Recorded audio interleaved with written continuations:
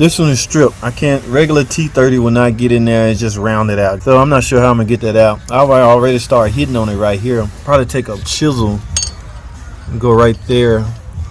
Try to bang it till it turns. That's the only other option we have. That whole center hole is rounded out, guys. I already got a little indention right there. The goal is to make it turn counterclockwise to come off. Let me see what I can do, guys. Hold tight.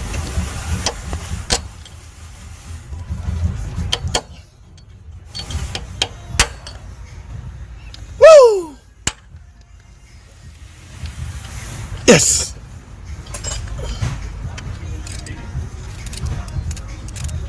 Got it, guys. All right, guys. Now, what I want to talk about is a question I get all the time.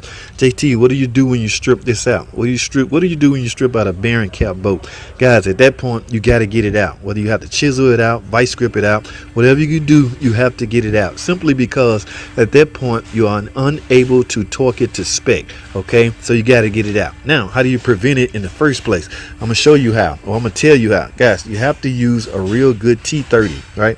A real good high quality T30. This is not even a good T30, but it works for me because one thing I do not use, and I highly recommend that you guys don't use the impact taking these off, guys. No. That is a no. Never use the impact taking those off. Use a hand ratchet, okay? And a good T30, you will not have that problem of stripping out bearing cap bolts.